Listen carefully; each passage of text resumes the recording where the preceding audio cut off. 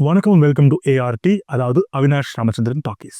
So, the year is ending and it's time for the annual year enders. First up, let's talk about Telugu cinema. To say 2024 was the year of Telugu films would be a big understatement. The really big ticket films like Pushpa 2 and Kalki 289880 broke records, rewrote history, and did a lot more in its global run. Devara Part 1 became a solid success that primed Junior NTR's upward swing into Bollywood with War 2. Then there were also films like Lucky Bhaskar, Saripoda Sanivaram, which delivered on its label of being one of 2024's most anticipated films. But let's leave it all aside and talk about those films that slipped under the radar for whatsoever reasons.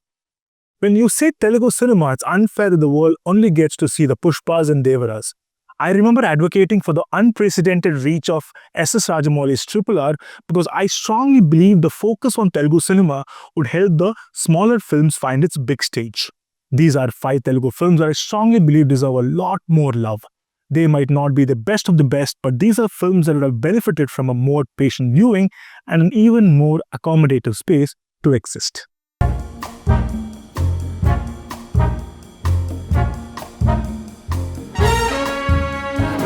Also, full disclaimer, I haven't been able to watch a lot of Telugu films this year, so if you think any film deserves to be on this list, kindly share it in your comments and do subscribe to ART, அதாவது Avinash Ramachandran Talkies. So back to the list of films that deserved more and more and more and more and more love. First up, we have Pekamedalu, a beautiful film that took up a rather interesting theme of toxic masculinity. Of course, this seems to be a theme that many filmmakers seem to opt for in today's time and age, but it is okay because it's a theme that only gets better as it gets discussed. Solid performances by Vinod Kishan and Anusha Krishna, who play a couple once in love and now in hope. It's a no-holds-barred take on toxicity, domestic abuse, marital discord, and most importantly, financial independence. Watch it for the unabashed take on the theme, even if it is slightly rough around the edges. Number 2, 35, Chinkakado. Personally, this film is one of my favorites of 2024 across languages. It's a simple story, but it is not small by any means.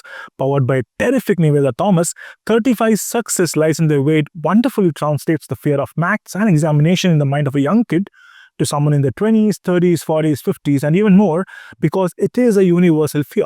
But it is not just about exams. It's about self-confidence. It's about not allowing someone else to dictate how we live our lives. It's about standing your ground even if it means your world is against you. 35 is that small film with a really big heart that managed to come out of nowhere and find a permanent place in our hearts. Number 3, Ta. A twisted psychological thriller, Ka was a film that took itself with the right amount of levity and the right amount of seriousness. Honestly, this was the first time I saw a Kiran Abhavaram film, and I believe that the success of a film truly lies in its ability to make us seek what the actors or the filmmakers have done previously.